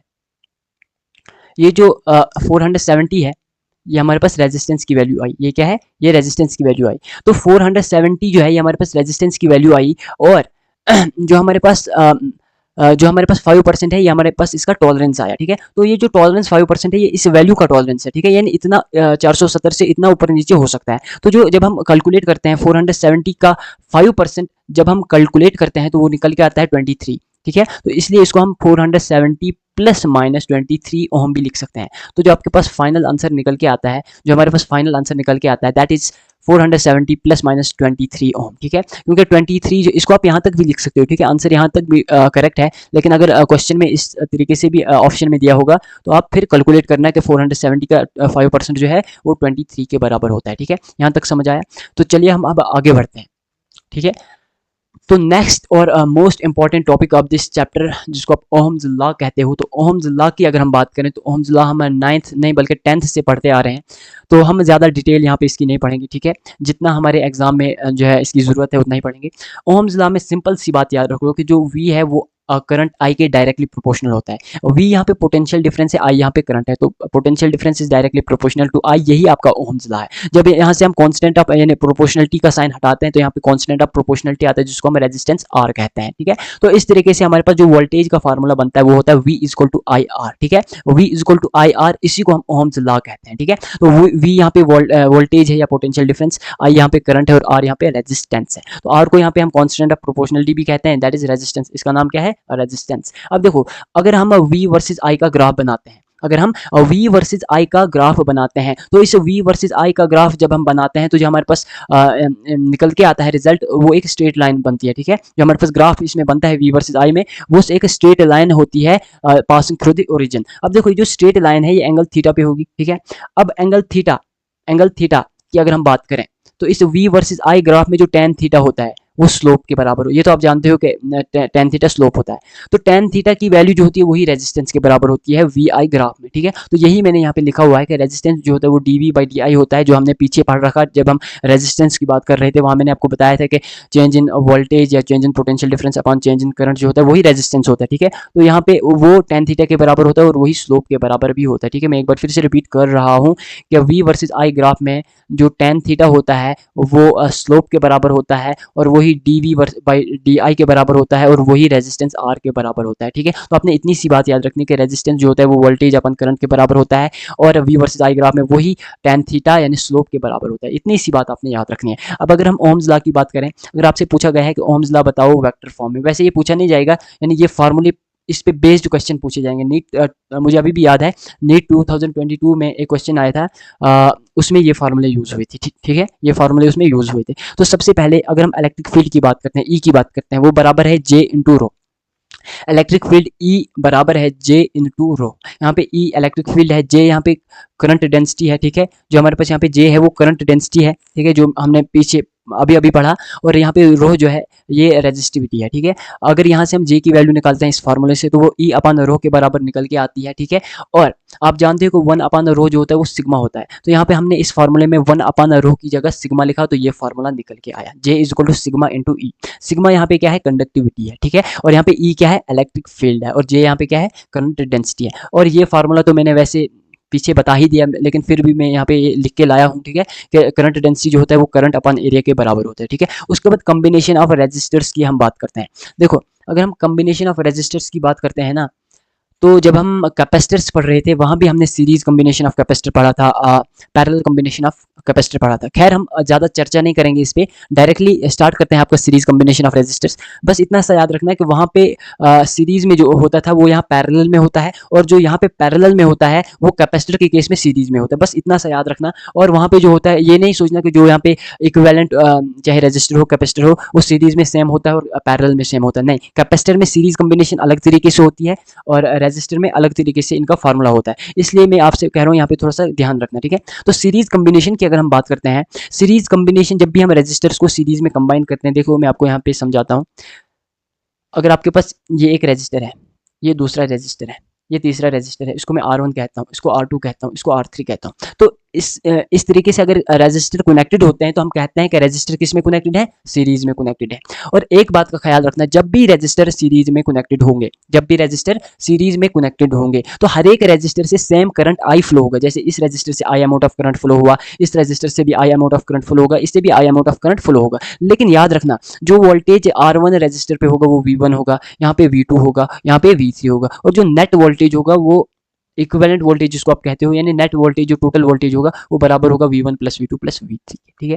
ये बात आपने याद रखनी है। देखो अब कॉम्बिनेशन ऑफ रेजिस्टर की बात करें तो करंट आई जो होता है वो हर एक रेजिस्टर में क्या होता है, सेम होता है, ये आपने याद रखना है। वोल्टेज डिस्ट्रीब्यूटेड होती है, जो पोटेंशियल डिफरेंस होता है वो हर एक रेजिस्टर में डिस्ट्रीब्यूट होता है। तो जो टोटल वोल्टेज होता है that is V1 plus V2 plus V3। और नेक्स्ट जो इक्विवेलेंट रेजिस्टेंस होता है that is equal to R1 plus R2 plus R3, ठीक है। जैसे यहाँ पे R1 ये है, ये R2 है, ये R3, इनका इक्विवेलेंट रेजिस्टेंस क्या होगा, R1 plus R2 plus R3, ठीक है। उसके बाद नेक्स्ट पॉइंट है कि अगर आपके पास n number of equal resistors connected हैं सीरीज में, तो उनका इक्विवेलेंट रेजिस्टर क्या होगा, उनका इक्विवेलेंट रेजिस्टेंस क्या होगा। तो उनका अगर आपके पास n नंबर ऑफ रेजिस्टर्स है ना, और हर एक रेजिस्टर का रेजिस्टेंस सेम है जो R के बराबर है, तो इक्विवेलेंट रेजिस्टेंस इनका जो होगा वो होगा n इंटू R, ठीक है। ये मैं अगले पेज पे समझाता हूँ। देखो n नंबर ऑफ रेजिस्टर का मतलब है जैसे 10 भी हो सकते हैं, 20 भी हो सकते हैं, यानी कुछ भी हो सकता है, ठीक है। मान लीजिए, एक सेकेंड, मान लीजिए, क्योंकि ये थोड़ा सा इंपॉर्टेंट चैप्टर है ना, इसलिए मैं थोड़ा इस चैप्टर को टाइम दे रहा हूँ, ठीक है। नहीं तो मैं जल्दी जल्दी कंप्लीट करा लेता, क्योंकि ये थोड़ा सा इंपॉर्टेंट है और कंसेप्चुअल है। डायरेक्ट फार्मूले बता दूँ तो आपको समझ नहीं आएगा, रट्टा मार के क्या फायदा जब क्वेश्चन ही सॉल्व नहीं होंगे, इसलिए मैं ये थोड़ा डिटेल में बता रहा हूँ। अब देखो, अगर हमारे पास मान लो ये एक रजिस्टर है, ये दूसरा है, डैश अगर हमारे पास बहुत सारे हैं, बहुत सारे रजिस्टर हैं, और यहाँ पे मान लो लास्ट का जो है वो nth रजिस्टर है, ठीक है, ये R1 है, ये R2 है, और ये Rn मान लो, ठीक है। तो हमारे पास, लेकिन ये याद रखना है कि अगर हर एक रजिस्टर जो है वो सेम होगा और बराबर होगा R के, ठीक है। मान लो ये रजिस्टर नंबर 1 है, ये रजिस्टर नंबर 2 है, और ये रजिस्टर नंबर n है, ठीक है, Rn से इसको रिप्रेजेंट, लेकिन हर एक का रेजिस्टेंस सेम होना चाहिए, R के बराबर होना चाहिए, ठीक है। तो इस केस में जो R इक्विवेलेंट होगा ना वो n इंटू R के बराबर होगा। अब हम एग्जाम्पल से इसको समझते हैं। मान लीजिए, ऐसे आपको समझ नहीं आएगा, मान लीजिए आपके पास 5 रजिस्टर दिए हैं, कितने, 5 रजिस्टर दिए हैं, और हर एक का रेजिस्टेंस R के बराबर है। हर एक का रेजिस्टेंस, मान लीजिए यार यहाँ पे वैल्यू रखते हैं, अब इसमें उतना क्या है, इसमें मान लो ये 5 ओम है, ये भी 5 ओम है, ये भी 5 ओम है, ये भी 5 ओम है, ये भी 5 ओम है। तो ये कितने रजिस्टर है, 1 2 3 4 5, ये 5 रजिस्टर्स है। और याद रखना हर एक रजिस्टर का अगर रेजिस्टेंस सेम है, अगर हर एक का हर एक रजिस्टर का रेजिस्टेंस सेम है जो यहाँ पे 5 ओम के बराबर है, तो इनका इक्विवेलेंट रेजिस्टेंस जो होगा वो बराबर होगा n इंटू आर के। यहाँ पे n क्या है, कितने रेजिस्टेंस है, 5 रेजिस्टेंस है, और हर एक का रेजिस्टेंस कितना है, 5 ओम है, तो 5 इंटू 5, तो 5 इंटू 5 होता है 25, तो इक्विवेलेंट रेजिस्टेंस 25 ओम के बराबर होगा, ठीक है। आई होप आपको ये पॉइंट समझ आया होगा। इसके बाद नेक्स्ट टॉपिक है हमारा पैरेलल कॉम्बिनेशन। अगर हम पैरेलल कॉम्बिनेशन ऑफ रेजिस्टर की बात करते हैं ना, तो पैरेलल कॉम्बिनेशन में वोल्टेज सेम होता है। अब देखो यहाँ पे मैंने वैसे दिखाया है यहाँ पे पैरेलल में कैसे कनेक्ट करते हैं, फिर भी यहाँ पे दिखाता हूँ अगली स्लाइड पे। देखो अगर आपके पास पॉइंट ए है, पॉइंट बी है, पॉइंट ए और बी के बीच में अगर आपके पास कुछ इस तरीके से रेजिस्टर्स हैं, एक सेकेंड, इस तरीके से आपके पास है, तो जब दो पॉइंट्स के बीच में, दो पॉइंट्स ए और बी के बीच में बहुत सारे रेजिस्टर्स कनेक्टेड होते हैं, तो हम कहते हैं कि ये पैरेलल में कनेक्टेड है। मान लो इसका रेजिस्टेंस R1 है, इसका R2 है, इसका R3। अब हमेशा याद रखना, आप हमेशा याद रखना कि जब भी पैरेलल कॉम्बिनेशन होगी, जब भी रेजिस्टेंस पैरेलल में कनेक्टेड होंगे, जब भी रेजिस्टेंस पैरेलल में कनेक्टेड होंगे, तो वोल्टेज V जो होता है, पोटेंशियल डिफरेंस जो होता है वो सेम रहता है। जैसे यहाँ पे भी V वोल्टेज होगा, यहाँ पे भी V होगा, यहाँ पे भी V पोटेंशियल डिफरेंस होगा, हर एक रेजिस्टेंस में V पोटेंशियल डिफरेंस होगा। मान लो यहाँ से I amount of current pass हो रही है, अगर यहाँ से I amount of current pass हो रही है, तो याद रखना पैरेलल कॉम्बिनेशन में हमेशा करंट जो होती है वो डिवाइड होती है, करंट डिवाइड होती है और टोटल करंट बराबर होती है। एक सेकंड, अगर यहाँ से I1 amount of current pass हो रही है, यहाँ से I2 amount of current pass हो रही है और यहाँ से I3 amount of current pass हो रही है, तो total current I1 plus I2 plus I3 के बराबर होगी। आपने इतनी सी बात याद रखनी है कि पैरेलल कॉम्बिनेशन में वोल्टेज सेम रहता है और I जो है करंट जो है वो डिवाइड होती है, that is equal to I1 plus I2 plus I3। और कैसे होता है ये मैंने इस डायग्राम के थ्रू आपको समझाया, ठीक है। उसके बाद नेक्स्ट जो और हाँ एक बात और, यहाँ पे R1 है, R2 है, R3 है, ये किस में कनेक्टेड है, पैरेलल में कनेक्टेड है। अगर ये पैरेलल में कनेक्टेड है तो इनका इक्विवेलेंट रेजिस्टेंस कितना होगा, तो वो बराबर है 1/R equivalent is equal to 1/R1 plus 1/R2 plus 1/R3, ठीक है। तो इस तरीके से पैरेलल कॉम्बिनेशन का इक्विवेलेंट रेजिस्टेंस हम निकालते हैं, ठीक है। तो यही सब चीज़ें मैंने यहाँ पे भी लिखी है, ठीक है। पोटेंशियल डिफरेंस सेम रहता है, current I1 plus I2 plus I3 होती है, यानी डिवाइड होती है करंट। तो जो हमारे पास इक्विवेलेंट रेजिस्टेंस का फार्मूला निकल के आता है, that is equal to 1/R1 plus 1/R2 plus 1/R3, ठीक है। उसके बाद नेक्स्ट, एक सेकंड, लैपटॉप की बैटरी थोड़ी सी लो हो रही है, मैं चेक करता हूँ थोड़ा सा, एक सेकंड। उसके बाद अगर हमारे पास देखो ये वाला जो फार्मूला है ना, ये फार्मूला आप इस फार्मूले से ही डिराइव करोगे। तो देखो यहाँ पे अगर हमारे पास दो रेजिस्टर्स हैं, एक R1 है और एक R2 है और वो पैरेलल में कनेक्टेड है, तो उनका जो इक्विवेलेंट रेजिस्टेंस होगा ना, वो इक्विवेलेंट रेजिस्टेंस बराबर होगा R1 इंटू R2 अपन R1 प्लस R2। देखो इस फार्मूले को हम इसी फार्मूले से डिराइव करते हैं। अगर हम इस फार्मूले को वहाँ पे अप्लाई करने बैठे तो थोड़ा सा ज़्यादा टाइम लगेगा, ठीक है। तो हमने इसी फार्मूले से ये फार्मूला निकाला है ताकि आप डायरेक्टली इसको याद रखो और जब क्वेश्चन इस टाइप का आएगा तो डायरेक्टली फार्मूला लगा के उसका आंसर जो है वो निकाल पाओ जल्दी जल्दी, क्योंकि टाइम जो है वो नीट एग्जामिनेशन में या JEE में सेव करना होता है, ठीक है। तो इसको मैं, इस पॉइंट को मैं अगली स्लाइड पे समझाता हूँ। देखो अगर हमारे पास दो रेजिस्टर्स हैं, अगर हमारे पास दो रेजिस्टर्स हैं और एक सेकेंड, और दोनों रेजिस्टर्स पैरेलल में कनेक्टेड है, एक जो है वो 4 ओम है और दूसरा 5 ओम है, मान लीजिए। तो देखो अगर इसका इक्विवेलेंट रेजिस्टेंस निकालना होगा तो मैंने क्या कहा, R1 इंटू R2 अपान R1 प्लस R2, तो 4 इंटू 5 अपान 5 प्लस 5 प्लस 4 होता है 9, that is equal to 5 into 4 होता है 20/9। तो 20/9 इसका क्या हो गया, इक्विवेलेंट रेजिस्टेंस हो गया। तो हमने 2 सेकंड में इसका ये इक्विवेलेंट रेजिस्टेंस निकाला। अगर हम इस फार्मूले से निकालेंगे 1/R equivalent is equal to 1/4 plus 1/5, इसको सॉल्व करके भी यही आएगा, लेकिन थोड़ा सा टाइम ज्यादा लगेगा। इसलिए मैंने क्या कहा, इस फार्मूले से इस टाइप के क्वेश्चन को डायरेक्टली सॉल्व कर लेना, ठीक है। उसके बाद अगर हमारे पास n नंबर ऑफ रेजिस्टर्स होंगे, ठीक है, और n नंबर ऑफ रेजिस्टर्स का इक्वल रेजिस्टेंस R होगा, ठीक है, और वो पैरेलल में कनेक्टेड होंगे, तो उस केस में इक्विवेलेंट रेजिस्टेंस क्या होगा, R/N के बराबर होगा, ठीक है। मैं फिर से रिपीट कर रहा हूँ, अगर हमारे पास n नंबर ऑफ रेजिस्टर्स है और उन सभी का रेजिस्टेंस R के बराबर है और पैरेलल में कनेक्टेड है, तो उनका इक्विवेलेंट रेजिस्टेंस जो होगा वो बराबर होगा R/N के, ठीक है। इसको भी मैं अगली स्लाइड में बता रहा हूँ। इसको जैसे हमारे पास मान लीजिए एक सेकेंड, अगर मेरे पास मान लीजिए मेरे पास 4 रेजिस्टर्स हैं, कितने हैं, 4 रेजिस्टर्स हैं और वो पैरेलल में कनेक्टेड है, किसमें कनेक्टेड है, और हर एक का रेजिस्टेंस 4 ओम मान लीजिए, या फिर 2 ओम मान लीजिए, 2 ओम मान लीजिए, 2 ओम मान लीजिए, 2 ओम मान लीजिए, 2 ओम मान लीजिए, ठीक है। हर एक का रेजिस्टेंस क्या है, सेम है, और हर एक का रेजिस्टेंस अगर सेम है और वो सभी रेजिस्टर जो है अगर वो पैरेलल में कनेक्टेड है, तो उस केस में जो इक्विवेलेंट रेजिस्टेंस होगा वो किसके बराबर होगा, R/N के बराबर होगा, ठीक है। किसके बराबर होगा, R/N के बराबर होगा। तो R यहाँ पे क्या है, हमारे पास n नंबर ऑफ R/N के बराबर होता है। यहाँ पे हमारे पास n नंबर ऑफ रेजिस्टर्स है, तो कितने रेजिस्टर्स हैं, यहाँ n की वैल्यू कितनी है, 4 है, 4 रेजिस्टर्स है तो n की वैल्यू 4 हो गई, ठीक है। और रेजिस्टेंस क्या है, हर एक का सेम है और क्या है, 2 है। तो यहाँ पे R की जगह अगर हम 2 डालते हैं, N की जगह 4 डालते हैं, तो हमारे पास इक्विवेलेंट रेजिस्टेंस निकल के आता है 1/2, दैट इज 0.5 ओम, ठीक है।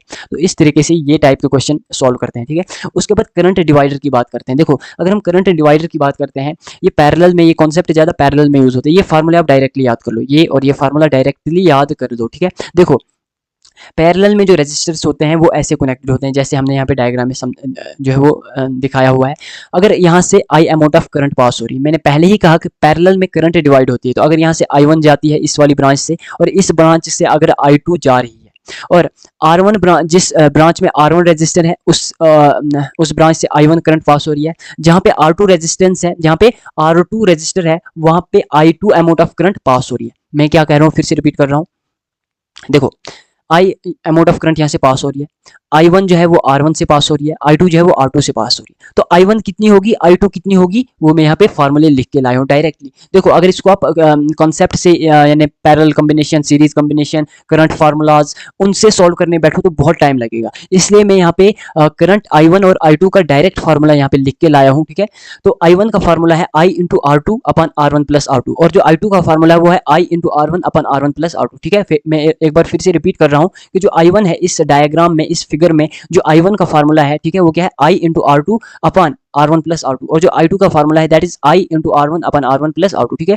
और ये तो आप जानते हो कि सीरीज में इक्विवेलेंट रेजिस्टेंस बढ़ता है और पैरेलल में इक्विवेलेंट रेजिस्टेंस क्या होता है, डिक्रीज होता है। सीरीज में इसलिए इक्विवेलेंट रेजिस्टेंस इंक्रीज होता है क्योंकि इसमें डायरेक्टली ऐड होता है इक्विवेलेंट रेजिस्टेंस, और पैरेलल में इसलिए डिक्रीज होता है क्योंकि देखो ना 1 अपन R इक्विवेलेंट हम 1 अपन R1 लिखते हैं, तो डिनोमिनेटर में हम इसमें रेजिस्टेंस लिखते हैं, इस वजह से इसमें क्या होता है, इक्विवेलेंट रेजिस्टेंस डिक्रीज होता है। उसके बाद नेक्स्ट हमारा व्हीटस्टोन ब्रिज है। नेक्स्ट टॉपिक जो हमारा है दैट इज व्हीटस्टोन ब्रिज। तो अगर हम व्हीटस्टोन ब्रिज की बात करते हैं तो ये हमने कैपेसिटर में भी पढ़ा था, जब हम कैपेसिटर चैप्टर पढ़ रहे थे वहाँ पे भी हमने व्हीटस्टोन ब्रिज टॉपिक जो है ये डिस्कस किया था। यहाँ पे भी हम फिर से डिस्कस कर रहे हैं व्हीटस्टोन ब्रिज। देखो ये लेक्चर काफ़ी लंबा हो जाएगा, इसलिए इस लेक्चर को हम यहीं पे स्टॉप करते हैं, ठीक है, व्हीटस्टोन ब्रिज पे। और जो इलेक्ट्रोमोटिव फोर्स है इसको हम नेक्स्ट लेक्चर में, हो सकता है नेक्स्ट लेक्चर में जो है वो डालें, या हो सकता है इसको हम आगे कंटिन्यू करें, ठीक है। फिलहाल हम व्हीटस्टोन ब्रिज जो है वो पढ़ते हैं। देखो अगर हम व्हीटस्टोन ब्रिज की बात करते हैं, अगर हम व्हीटस्टोन ब्रिज की बात करते हैं तो व्हीटस्टोन ब्रिज में आपने याद रखना है कि व्हीटस्टोन ब्रिज बैलेंस कब होगा। देखो हमारे पास पॉइंट ए है, यहाँ पे पॉइंट सी है। पॉइंट ए और सी के बीच में कितने रेजिस्टेंस है, एक है पी, एक है क्यू, एक है आर, एक है एस, और बी और ये यहाँ पे पॉइंट बी है और यहाँ पे पॉइंट डी है। इस पॉइंट बी और पॉइंट डी के बीच में कितने कौन सा रेजिस्टर है, रेजिस्टर टी है, और यहाँ पे गैल्वेनोमीटर भी लगा हुआ है, ठीक है। अगर ब्रिज जो है वो बैलेंस होगा तो गैल्वेनोमीटर कोई भी डिफ्लेक्शन नहीं दिखाएगा, यानी इसमें से करंट पास नहीं होगी, इस वाले रेजिस्टर में से करंट पास नहीं होगी। कहने का मतलब ये रेजिस्टर जो है हमारा टी रेजिस्टर जो है ये काम नहीं करेगा।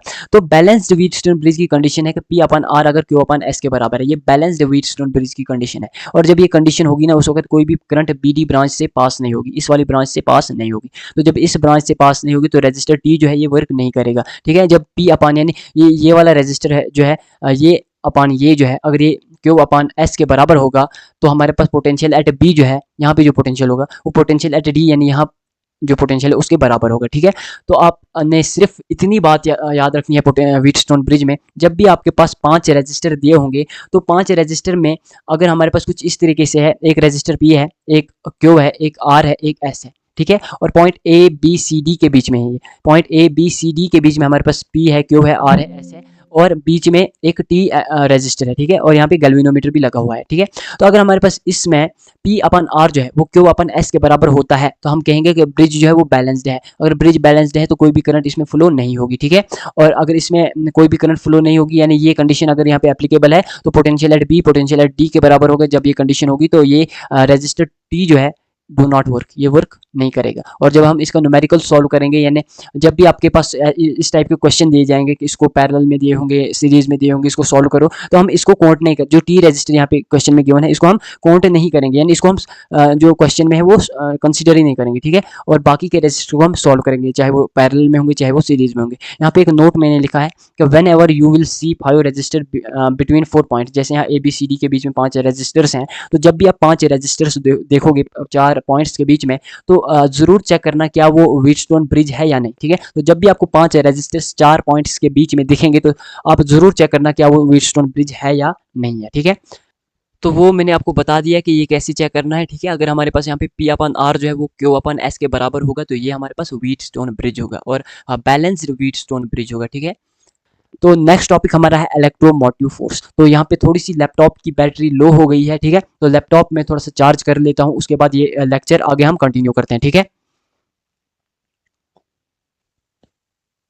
तो इस लेक्चर को हम यहीं पे स्टॉप कर रहे हैं, क्योंकि अगर इस लेक्चर को हम आगे कंटिन्यू करेंगे तो ये काफ़ी लंबा लेक्चर हो जाएगा, ठीक है। तो इसलिए इस लेक्चर को हम यहीं पे स्टॉप करेंगे। और जो हमारा नेक्स्ट टॉप, मैंने तो सोचा था कि इस लेक्चर को इस करंट इलेक्ट्रिसिटी को मैं एक ही लेक्चर में कंप्लीट कराऊँ, लेकिन क्योंकि ये थोड़ा कॉन्सेप्चुअल टॉपिक है और खाली फार्मूले पढ़ने से इस चैप्टर के जो क्वेश्चन हैं, न्यूमेरिकल्स हैं, वो सॉल्व नहीं हो पाएंगे। इसलिए मैं अभी सोच रहा हूँ कि इस चैप्टर के मैं अच्छे से आपको कॉन्सेप्ट जो है वो समझाऊंगा, और इस टॉपिक से आगे जो इलेक्ट्रोमोटिव फोर्स है, यहाँ से आगे हम नेक्स्ट लेक्चर में जो है वो डिस्कस करेंगे, ठीक है। तो ये आपके करंट इलेक्ट्रिसिटी का पार्ट 1 लेक्चर था, और नेक्स्ट लेक्चर में हम करंट इलेक्ट्रिसिटी का पार्ट 2 देखेंगे, ठीक है। करंट इलेक्ट्रिसिटी का पार्ट 2 देखेंगे। मैंने तो सोचा था कि इस चैप्टर को मैं एक ही शॉट में, एक ही लेक्चर में कंप्लीट कराऊं, लेकिन ये इम्पॉसिबल है, क्योंकि अगर मैं ज़्यादा देर तक इसको कंटिन्यू करूं तो ये 2 घंटे 2.5 घंटे से ऊपर हो जाएगा लेक्चर, जिसको देखने में जो है वो फिर बाद में प्रॉब्लम होगी, ठीक है। तो इसलिए मैं नहीं चाहता हूं कि लेक्चर ज़्यादा लंबा होना चाहिए, इसलिए जो इसका बाकी का पार्ट है वो हम नेक्स्ट लेक्चर में ज़रूर डिस्कस करेंगे, ठीक है। और अगर हम बात करें, आप देख सकते हो मैंने सारे टॉपिक जो हैं वो इस पीपीटी में जो है वो रेडी करके लाए थे, लेकिन टाइम जो है वो ज़्यादा लग रहा है, इसलिए हम कंटिन्यू नहीं कर पाएंगे। तो अगर हम बात करें, देखो आप देख सकते हो सारे टॉपिक्स मैंने लिख के लाए थे। पीपीटी बनाने में मुझे तकरीबन 1.5 से 2 दिन लगे थे। तो यहाँ पे हम इस लेक्चर को स्टॉप कर रहे हैं, ठीक है। मिलते हैं फिर नेक्स्ट लेक्चर में, करंट इलेक्ट्रिसिटी के नए लेक्चर में। और जो इस चैप्टर के माइंड मैप्स होंगे ना, वो 2 पार्ट्स में नहीं होंगे, वो एक ही पीडीएफ में पूरा का पूरा माइंड मैप होगा, ठीक है। और अगर आपको माइंड मैप चाहिए या फार्मूला शीट्स चाहिए या फिर शॉर्ट नोट्स चाहिए तो इस नंबर पर आप कॉन्टैक्ट कर लेना, ठीक है। सिर्फ व्हाट्सएप पे कॉन्टैक्ट करना। और इस चैप्टर का जो माइंड मैप होगा या फार्मूला शीट कह लो, तो वो एक ही पीडीएफ में होगा। ऐसा नहीं कि पार्ट 1 का अलग पीडीएफ में होगा और पार्ट 2 का अलग पीडीएफ में होगा, ऐसा कुछ नहीं होगा। एक ही पीडीएफ में पूरा का पूरा करंट इलेक्ट्रिसिटी होगा, ठीक है। तो यहाँ पे हम लेक्चर को जो है वो रोक रहे हैं, ठीक है। अगर आपको लेक्चर अच्छा लगा होगा तो वीडियो को लाइक करके हमारे चैनल को सब्सक्राइब करना। आपका बहुत बहुत शुक्रिया, आप एडलिनो से पढ़ रहे हैं। तो मिलते हैं फिर एक नए लेक्चर में एक नए टॉपिक के साथ, तब तक के लिए ऑल द बेस्ट।